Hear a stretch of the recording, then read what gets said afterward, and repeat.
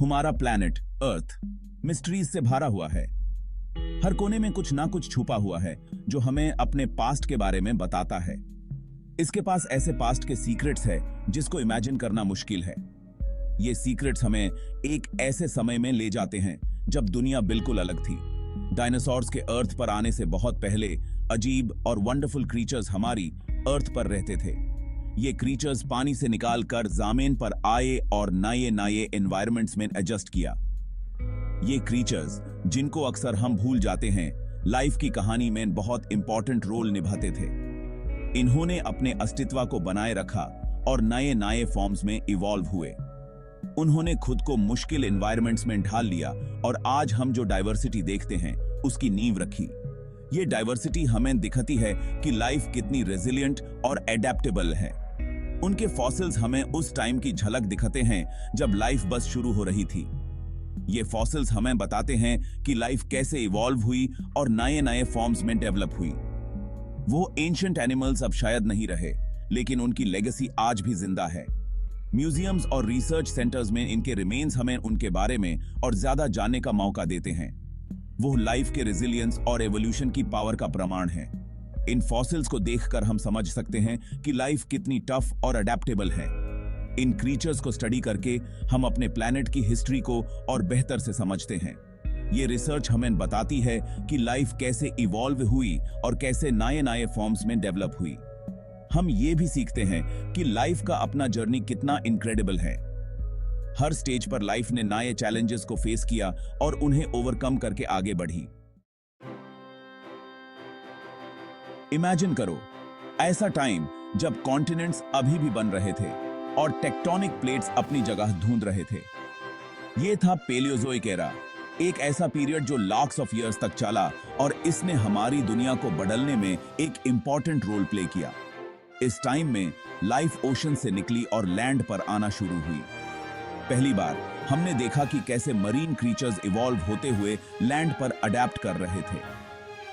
Palaeozoic बहुत बड़े changes का टाइम था। ये वो एरा था जब एवोल्यूशन अपनी पीक पर थी और नए नए स्पीशीज डेवलप हो रहे थे। इस टाइम में काउंटलेस स्पीशीज का राइज और फॉल हुआ। फॉसिल रिकॉर्ड्स हमें दिखाते हैं कि कितनी डाइवर्स और रिच थी उस वक्त की बायोडाइवर्सिटी। इस एरा के सबसे फैसिनेटिंग एनिमल्स में से एक ग्रुप डायनासोर्स से पहले रहता था। ये क्रीचर्स अपने यूनिक फीचर्स और एडेप्टेशंस के लिए जाने जाते थे। ये क्रीचर्स, जो देखने में अक्सर अजीब होते थे, एक ऐसी दुनिया में रहते थे जो हमारी दुनिया से बहुत अलग थी। उनकी अनयूजुअल शेप्स और बिहेवियर्स हमें सरप्राइज करते हैं। वो हमें याद दिलाते हैं कि नेचुरल वर्ल्ड सरप्राइजेस से भरा हुआ है। हर कॉर्नर में कुछ नया और अनएक्सपेक्टेड मिलता है।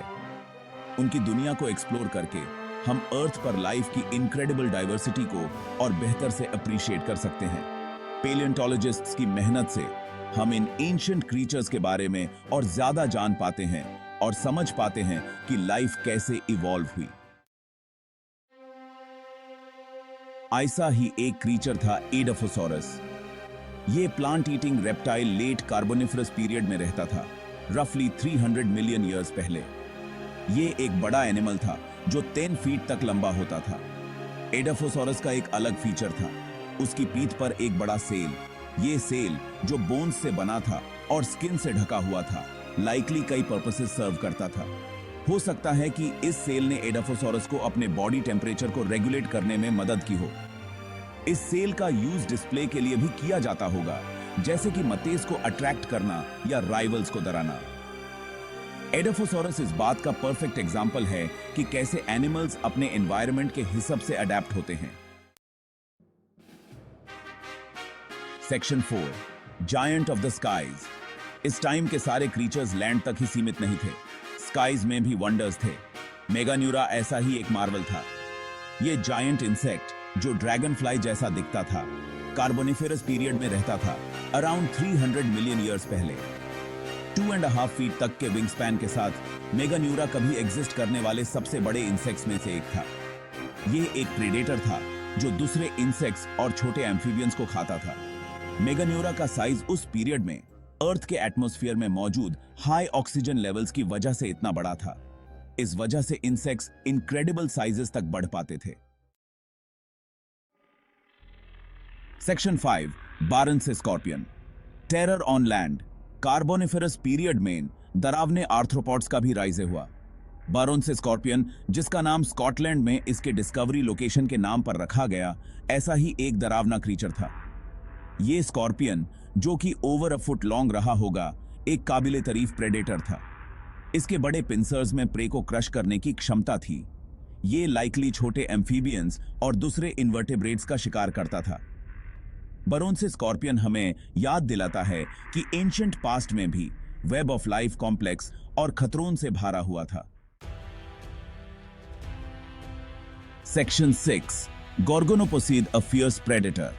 जैसे जैसे पैलियोजोइक एरा आगे बढ़ा, वैसे वैसे लाइफ की डाइवर्सिटी भी बढ़ती गई। यह एरा, जो 541 मिलियन ईयर्स पहले शुरू हुआ था, ने कई नए लाइफ फॉर्म्स को जन्म दिया। पर्मियन पीरियड तक अराउंड 260 मिलियन ईयर्स पहले गोर्गोनोप्सिड्स के नाम से जाने जाने वाले फियर्स प्रेडेटर्स का ग्रुप इमर्ज हुआ। ये क्रीचर्स अपने यूनिक फीचर्स और हंटिंग स्किल्स के लिए जाने जाते थे। ये एनिमल्स, जो अपने साबर लाइक टीथ के लिए जाने जाते थे, अपने टाइम के टॉप प्रेडेटर्स में से थे। इनके टीथ इतने शार्प और स्ट्रॉन्ग थे कि ये इजीली अपने प्रे को पंक्चर कर सकते थे। गोर्गोनोप्सिड्स स्पीड और एजिलिटी के लिए बाने थे। ये प्रेडेटर्स अपने शिकार को चेस करने और पकड़ने में माहिर थे। उनके पास लंबी लेग्स और पावरफुल बॉडीज थे। ये फीचर्स उन्हें एक फॉर्मिडेबल हंटर बनाते थे, जो अपने प्रे को इजीली ओवरपावर कर सकते थे। उनके सेबर लाइक टीथ उन्हें अपने प्रे, जिसमें लाइकली अर्ली रेप्टाइल्स और सिनेप्सिड्स शामिल थे, को एक किलिंग बाइट डिलीवर करने में मदद करते थे। ये टीथ उन्हें एक प्रिसाइज और डेडली हंटर बनाते थे। गोर्गोनोप्सिड्स ने लाख्स ऑफ ईयर्स तक अपने इकोसिस्टम्स पर राज किया, जो एडेप्टेशन की पावर और अर्थ पर लाइफ के एवर इवॉल्विंग नेचर को दर्शाता है। इनका डोमिनेंस प्री हिस्टोरिक टाइम्स में उनकी अडेप्टेबिलिटी और सर्वाइवल स्किल्स का प्रूफ है। Section 7, learning from the past, understanding the present. In ancient creatures को स्टडी करना हमें अपने प्लैनेट के पास्ट के बारे में अनमोल जानकारी प्रोवाइड करता है। ये हमें लाइफ के एवोल्यूशन को उसकी शुरुआत से ट्रेस करने में मदद करता है। ये समझकर कि ये क्रीचर्स कैसे जीते और मरते थे, हम अलग अलग एनवायरनमेंट्स द्वारा पेश की जाने वाली चैलेंजेस और अपॉर्चुनिटीज के बारे में जान सकते हैं। ये नॉलेज हमारे प्लैनेट के इकोसिस्टम्स के डेलिकेट बैलेंस को समझने के लिए बहुत जरूरी है। फॉसिल रिकॉर्ड जानकारी का खजाना है, जो लॉस्ट वर्ल्ड्स की झलक पेश करता है और हमारे फ्यूचर के लिए वैल्यूएबल लेसन्स प्रोवाइड करता है। Section 8, a legacy etched in stone. Dinosaurs से पहले रहने वाले क्रीचर्स भले ही चले गए हों, लेकिन उनकी लेगेसी कहीं से भी खोई नहीं है। उनके फॉसिल्स, जो पूरी दुनिया में फैले हुए हैं, रेजिलियंस, एडेप्टेशन और लाइफ की इनक्रेडिबल डाइवर्सिटी की कहानी कहते हैं। इन एंशिएंट एनिमल्स को स्टडी करने से हम अर्थ पर लाइफ की हिस्ट्री की गहरी अप्रिसिएशन हासिल करते हैं। हम उन चैलेंजेस के बारे में सीखते हैं जिनका लाइफ ने सामना किया है और उन्हें पार किया है। इन एंशिएंट क्रीचर्स की स्टडी सिर्फ पास्ट के बारे में नहीं है, यह प्रेजेंट को समझने और ऐसे फ्यूचर को इंश्योर करने के बारे में है जहां अर्थ पर लाइफ फलती फूलती रहे।